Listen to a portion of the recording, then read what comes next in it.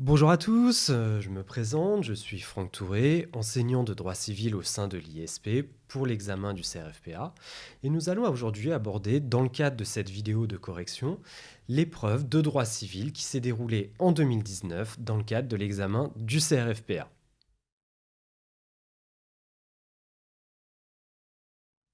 L'épreuve de droit civil pour l'examen du CRFPA cette année n'était pas particulièrement difficile dans le fond, il n'y avait pas vraiment de piège en particulier. Néanmoins, il nécessitait une lecture extrêmement attentive de la part du candidat. Les concepteurs du dossier du sujet ont souhaité orienter les candidats sur de mauvaises pistes, en exploitant par exemple les régimes matrimoniaux, en faisant croire qu'il fallait aller sur le terrain des procédures collectives, voire même en allant sur le terrain des incapacités. Mais c'était simplement pour donner un cadre à l'énoncé et pour désorienter les candidats, mais une lecture extrêmement précise, une lecture très attentive, permettait ici de bien recentrer les différentes questions qui étaient posées. Alors, l'objectif de cette vidéo n'est pas de vous apporter un corrigé extrêmement précis, extrêmement détaillé, en visant notamment la jurisprudence, etc., mais c'est de vous donner plutôt les indications qu'il convenait d'appréhender dans le fond et les appréhensions aussi méthodologiques sur lesquelles il fallait faire extrêmement attention dans le cadre de cet exercice en 2019. Alors tout d'abord, en comparaison des autres années, notamment par rapport à 2017, le cas pratique, cette année, était beaucoup plus orienté type universitaire. En effet, on retrouve finalement ici les cas classiques d'un cas pratique avec des questions extrêmement précises qui portent sur des points de droit précis. Donc, par rapport à 2017, qui était un petit peu plus diffus, on ne savait pas exactement bien où aller, cette année, il était beaucoup plus orienté, le cas pratique. Et c'était également le cas pratique qui était proposé en 2018, où c'était un cas pratique beaucoup plus universitaire, beaucoup plus orienté type CRFPA, où on avait des faits également qui étaient relativement longs, mais qui n'étaient pas bien organisés en 2018. A l'inverse, cette année, les faits étaient extrêmement bien organisés. Alors, avant de rentrer vraiment dans le détail du corrigé, en reprenant chacune des des questions, nous allons envisager tout d'abord les aspects formels et au niveau du fond de ce cas pratique. Tout d'abord, d'un point de vue formel, que dire de ce cas pratique ? Première chose, il est extrêmement structuré. En effet, l'énoncé des faits est très nettement structuré autour de 3 parties, avec même des subdivisions. On prend la première partie, il y a un grand A et un grand B. Et toujours afin d'aider et de faciliter la résolution du cas pratique, vous aviez également le barème qui était indiqué. Première question, enfin la première partie plutôt, qui concernait Alain et Sandra, portait sur 11 points sur 20. En revanche, la deuxième partie, qui concernait Aline cette fois, elle était sur 4 points. Enfin, la dernière partie, qui concernait François, elle était sur 5 points. Ensuite, la longueur des faits était assez classique par rapport aux années précédentes, et classique également par rapport aux autres épreuves, les autres options. Donc ici, on a finalement un cas pratique qui ne pose pas vraiment de difficulté d'un point de vue de la forme. On avait des faits qui étaient même mis en gras, on avait des éléments en gras, le barème qui était indiqué, et un plan, une structure déjà, qui était totalement donnée au candidat. En effet, ici, il n'y avait pas besoin de se démarquer sur ce point-là, il suffisait de reprendre nettement la structure du cas pratique. Sur le fond, en revanche, le cas pratique présente quelques petites spécificités. Tout d'abord, et on l'a déjà évoqué, c'est cette approche, cet énoncé des faits qui pourrait tout d'abord, dans une première lecture, induire les candidats en erreur et emmener sur le terrain, par exemple, des régimes matrimoniaux. En effet, lorsqu'on lit les faits de la première partie, on y parle de célébration du mariage, on nous dit qu'il y avait un patrimoine immobilier important, certains biens lui appartenaient exclusivement. On peut penser, à première lecture, qu'on nous oriente donc vers une question relative au régime matrimonial. En revanche, lorsqu'on s'attache au grand A et au grand B, on s'aperçoit que finalement, ce n'étaient pas des questions portant précisément sur les régimes matrimoniaux. C'était un cadre, on avait le mariage, et en réalité, au sein de ce cadre, c'était des questions précises qui étaient posées sur différents aspects, sur différents points de droit. Donc, dans le fond, ensuite, la résolution du cas pratique n'était pas extrêmement difficile. En effet, il n'y avait pas vraiment de piège dans la résolution du cas pratique, il y avait des réponses qu'on pouvait apporter sur chacune des questions. Néanmoins, là où il fallait être très très très attentif cette année, c'est sur la lecture des faits. Ici, de nombreux éléments factuels vous donnaient les réponses et il fallait opérer, à la deuxième lecture par exemple, une lecture extrêmement qualifiante des faits, afin de cibler les difficultés et surtout de distinguer nettement les éléments factuels qui vont qualifier et qui seront utilisés dans le cadre des majeurs, des éléments factuels qui pourront aussi nourrir votre élément de réflexion dans le cadre des mineurs.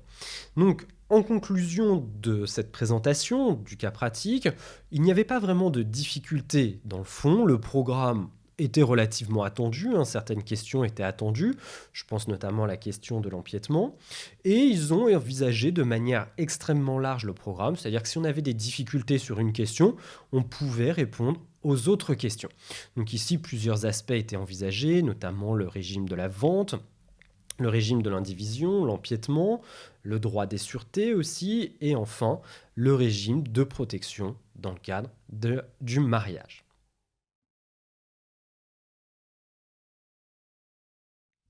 Rentrons maintenant un petit peu plus dans le cadre de cette correction, de ces éléments de réflexion autour du cas pratique.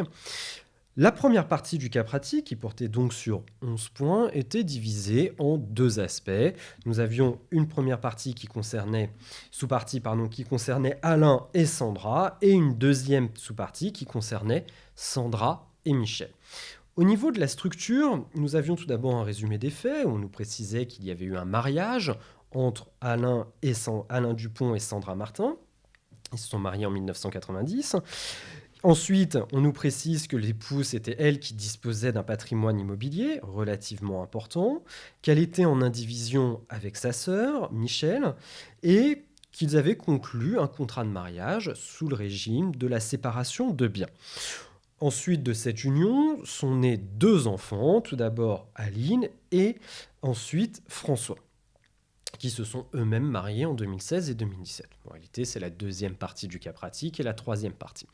Donc, dans le cadre de ce résumé des faits, nous avions ensuite deux questions qui nous étaient posées. Tout d'abord, en ce qui concerne Alain et Sandra, qui ont décidé de se constituer un patrimoine immobilier. Donc ça, c'est la première partie qu'il convenait d'envisager, qui était sur 5 points. Et ensuite, nous avions une autre question qui, elle, était relative à l'indivision et qui était, pour sa part, sur 6 points.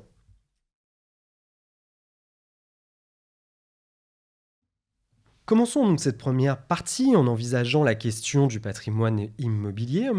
Ici, dans le cadre de cette question, donc des faits, nous avions deux éléments à appréhender. Nous avions tout d'abord une question qui concernait l'acquisition du chalet et ensuite nous avions une question extrêmement large qui portait sur les conséquences patrimoniales dans le cadre de la dissolution d'un mariage. Alors, reprenons tout d'abord les faits et nous distinguerons bien ces deux aspects à appréhender, l'acquisition du chalet et la question du pacte de préférence, et ensuite la question relative à la dissolution du mariage. Alors ici, c'est Alain qui a construit et financé la future maison familiale. Si on retient la qualification, ici on est dans le cadre du logement familial, qui a été édifié sur le terrain qui appartenait à Sandra. Le couple a rejoint la demeure en 2000, mais fin 2017, le couple décide d'acquérir dans les Alpes un bien immobilier. Il décide, et on a la qualification juridique qui nous est donnée tout d'abord, il décide donc d'acquérir ce chalet en signant un pacte de préférence. Néanmoins, le couple apprend par la suite qu'une promesse unilatérale de vente a été signée et que l'option a été levée le 3 avril 2019. Donc ici, Alain et Sandra, qui font cette acquisition, ne souhaitent pas se laisser faire. Donc ici, tout d'abord, dans le cadre de la résolution, et vous voyez qu'il n'y avait pas vraiment de difficulté, c'était tout d'abord de partir de la qualification de la situation juridique, Nous sommes dans le cadre d'un pacte de préférence, c'est-à-dire une convention par laquelle le propriétaire s'engage à offrir la conclusion d'un contrat au bénéficiaire s'il décide de le conclure. Quelques éléments factuels à relever ici, néanmoins, dans le cadre de cette qualification. Donc on a posé la définition du pacte de préférence et il faut vérifier quel moment a été conclu le pacte de préférence. Donc ici, on nous précise que c'est fin 2017. À ne pas confondre avec le terme qui, lui, est au 1er avril 2019. Donc fin 2017, on peut donc supposer ici qu'il s'agit de la fin d'année, que l'on se situe donc après l'entrée en vigueur de l'ordonnance du 10 février 2016. Donc ici, clairement, il convenait donc d'appliquer les règles nouvelles qui ne sont rien d'autre, qui ne sont ni plus ni moins que la reprise ici de la jurisprudence antérieure, et je pense notamment à l'arrêt de la Chambre mixte du 26 mai 2006. Donc il convenait ici, pour les suites de l'inexécution d'un pacte de préférence, distinguer nettement entre d'un côté la bonne foi et de l'autre côté la mauvaise foi du tiers acquéreur. C'est ce qui va déterminer la sanction et il fallait aussi envisager ici l'ordonnance donc du 10 février 2016 et l'article 1123 notamment du Code civil qui prévoit la sanction dans le cadre de la violation d'un pacte de préférence. Donc vous voyez, pour cette première partie, cet premier aspect de ce grand AA, il n'y avait pas vraiment de difficulté.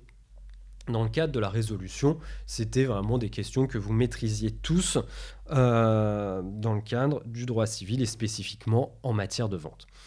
Deuxième aspect qui était envisagé dans le cadre de ce grand AA, la question est un petit peu plus surprenante ici. Ils profitent de vos conseils pour faire le point sur leur patrimoine immobilier, notamment en cas de dissolution de leur mariage. Alors ici, il convenait de lire très attentivement la question.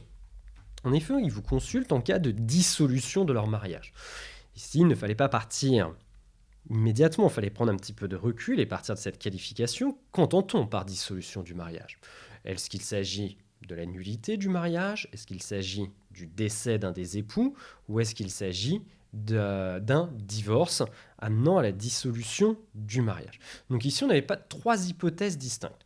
En réalité, il ne s'agissait pas d'envisager les trois hypothèses, mais il s'agissait d'envisager, au regard de l'énoncé des faits, qu'est-ce qui se passe dans le cadre de la liquidation d'un régime matrimonial, et plus spécifiquement dans le cadre d'une séparation de biens.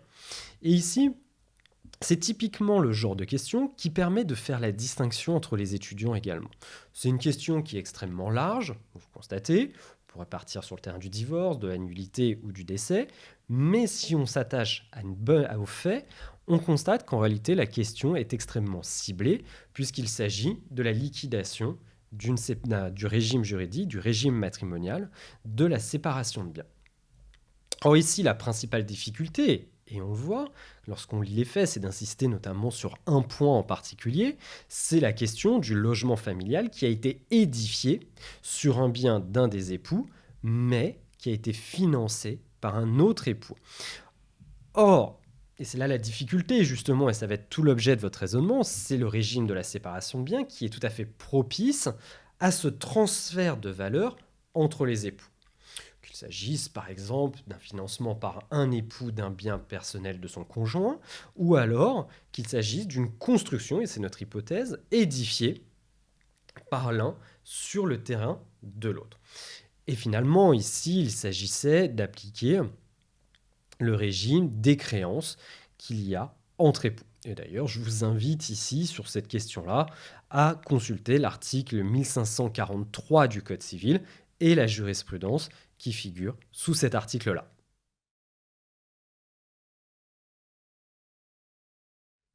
Toujours dans le cadre de cette première partie qui permettait de gagner 11 points, il s'agissait d'envisager ensuite la question du décès des parents et les conséquences qui ont pu en découler, notamment sous l'angle de l'indivision. En effet, on vous précise qu'à la suite du décès des parents, Sandra et Michel ont décidé de conserver le patrimoine immobilier en indivision. Donc ici, vous aviez tout d'abord la qualification de la situation, à savoir le régime juridique de l'indivision. C'est-à-dire ici, je vous renvoie aux articles 815 et suivants du Code civil. Néanmoins, ici, les rapports se sont tendus entre les deux sœurs et elle vit bien depuis 10 ans dans cet appartement qui est en indivision. Et bien au contraire, c'est Sandra qui paye l'essentiel des dépenses liées à l'entretien des immeubles. Et elle est d'autant plus inquiète qu'elle vient d'apprendre que sa sœur est poursuivie par de nombreux créanciers. Donc elle vous interroge si elle peut obtenir un paiement de la part de sa sœur, voire mettre fin à cette situation, et si les créanciers ont des recours sur les immeubles indivis. Alors, ici, attention, parce que c'est quand même une question qui porte sur 11 points, donc il va falloir apporter énormément d'éléments de réponse, aussi bien dans la majeure que dans la mineure. Plusieurs aspects méritaient d'être développés dans le cadre de cette question. Tout d'abord, c'est une question qui est extrêmement classique, c'est est-ce que l'on peut obtenir le paiement d'une indemnité dite d'occupation? Ici, je vous renvoie à l'article 815-9 du Code civil, qui précise que l'indivisaire qui use ou jouit privativement de la chose indivis est, sauf convention contraire, redevable d'une indemnité. En l'occurrence, on n'a pas d'éléments précisant si oui ou non il y a eu un accord, donc à défaut, elle pourrait solliciter une indemnité. Ensuite, toujours dans le cadre de l'idée de si elle peut obtenir un paiement, on a un deuxième aspect qu'il convenait d'envisager, c'est la question du remboursement des dépenses qui sont liées à l'entretien des immeubles indivis. Et ici, je vous renvoie également aux règles classiques en matière d'indivision. Autre aspect qu'il convenait d'envisager dans le cadre de ce grand 1B, c'est la question du partage. Ici, c'est une question qui est extrêmement classique en matière d'indivision, et je vous renvoie à l'article 815, alinéa 1er du Code civil, qui consacre expressément le droit au partage en matière d'indivision. Enfin, dernier point qu'il convenait d'envisager ici, c'est la question des créanciers. Et là, je vous renvoie toujours au régime de l'indivision, à l'article 815-17 du Code civil, qui précise, et c'est là où on pouvait développer un petit peu plus en tenant le régime juridique, en distinguant nettement les créanciers d'un indivisaire et les créanciers de l'indivision, en distinguant nettement ces aspects, et au regard des éléments factuels, on peut supposer ici que ce sont les créanciers de Michel, c'est-à-dire les créanciers d'une personne qui est dans le cadre de l'indivision.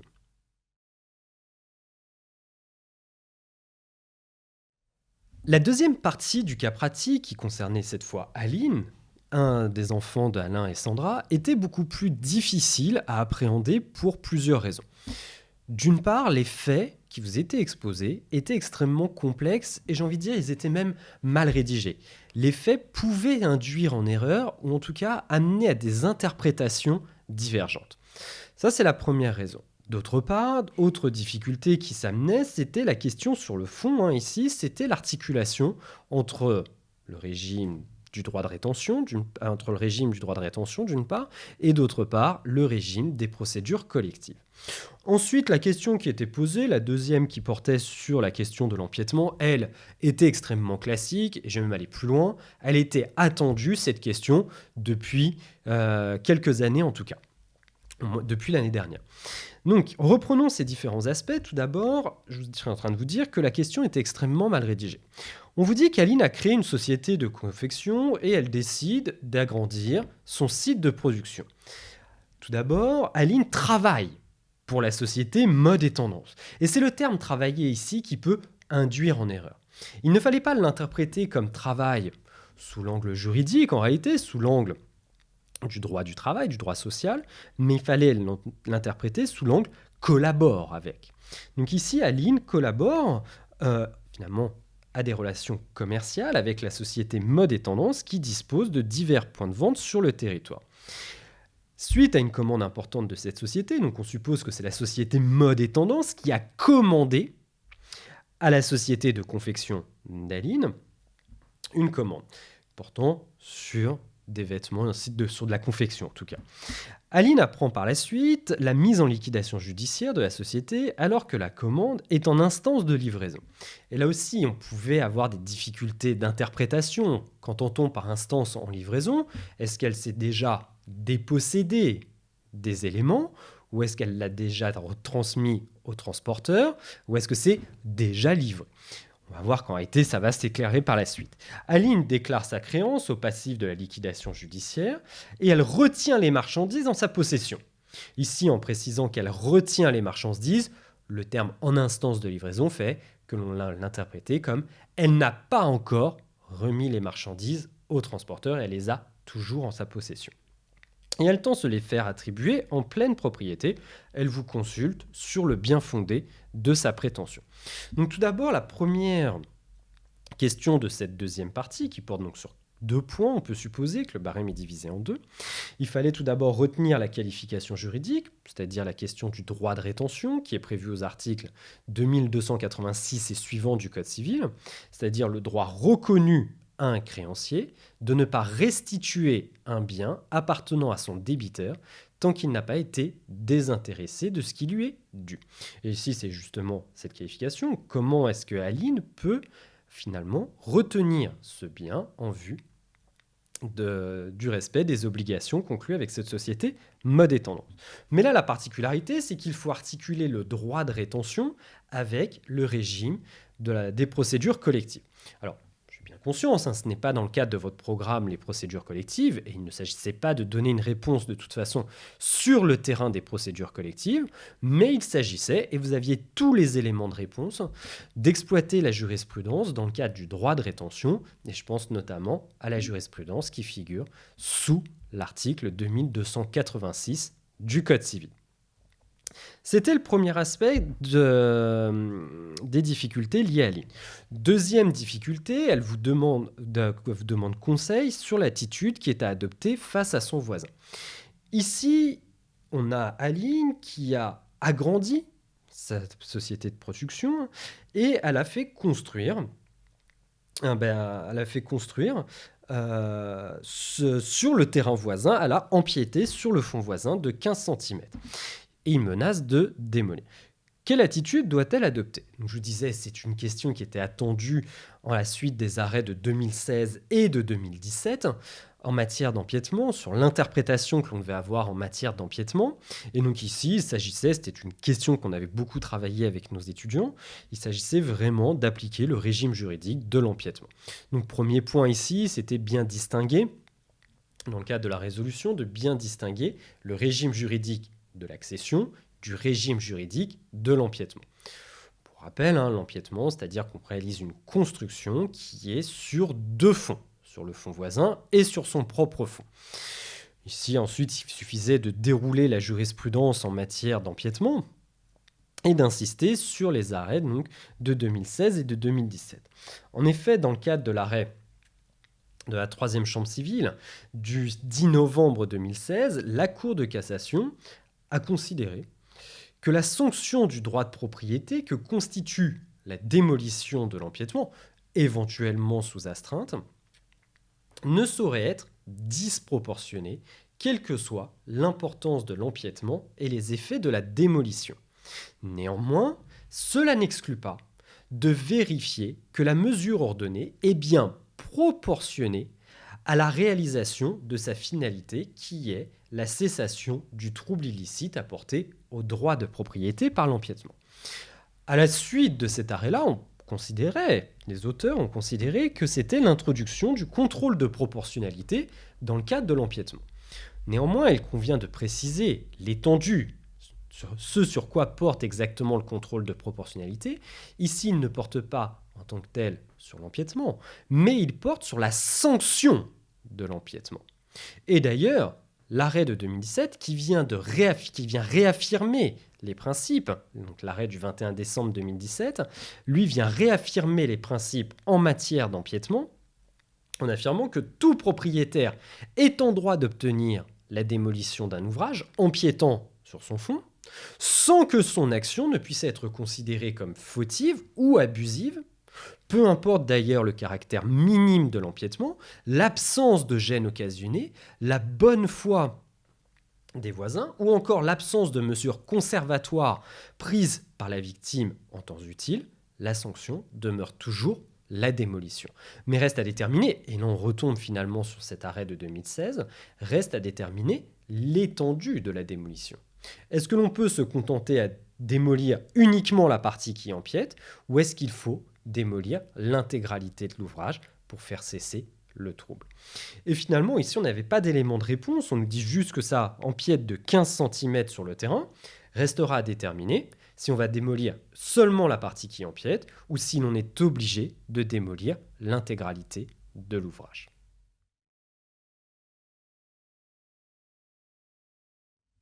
Troisième et dernière partie du cas pratique, c'est la question qui concernait François, c'était sur sa protection.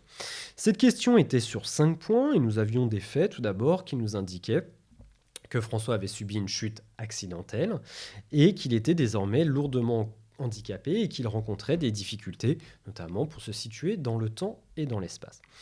Et il nous est ensuite précisé qu'il ne peut désormais plus prendre de décision. Alors il faut revenir un petit peu en amont, ici du cas pratique. Pour rappel, François est marié ici depuis 2017. Alors ensuite, on nous précise que la situation est inquiétante car il est marié sous le régime légal, on a le régime matrimonial, et qui a exercé une activité professionnelle. Son épouse entend vendre leur maison, manifestement inadaptée à l'état de santé de François. On va revenir ici sur la qualification de logement familial. Elle souhaiterait racheter un contrat d'assurance vie souscrit par François afin de subvenir à ses besoins. Elle se interroge sur les régimes de protection qui sont ici envisageables. Alors, premier point, puisque ce n'est pas dans le cadre de votre programme, vous n'aviez pas à envisager la question sous l'angle des incapables. Concrètement, vous n'aviez pas à envisager le régime de la tutelle ou le régime de la curatelle, puisque cela ne figurait pas dans le cadre de votre programme. En revanche, et là la question finalement était assez cadrée, il s'agissait d'envisager les règles relatives notamment à l'autorisation ou à la représentation dans le cadre du mariage d'un époux par l'autre. Alors, plusieurs points sont à envisager. Tout d'abord, ici, on a la question, puisqu'on nous précise que c'est la maison qu'ils ont la maison, de vendre leur maison. On peut donc supposer ici que c'est la question du logement familial et donc il faut se référer à l'article 215 ici du Code civil qui prévoit que le concours des deux époux est requis pour tous les actes de disposition portant sur le logement familial. Néanmoins, par la suite, il convenait d'envisager les règles en matière de représentation, dans quel cas un époux peut représenter l'autre époux, et surtout d'insister sur les règles en matière d'autorisation judiciaire, à savoir l'article notamment 217 du Code civil ou de l'article 219 du Code civil. Enfin, vous pouviez aussi envisager ici de manière très succincte d'envisager, ça serait plutôt une ouverture pour la suite, d'envisager la question de la sauvegarde judiciaire.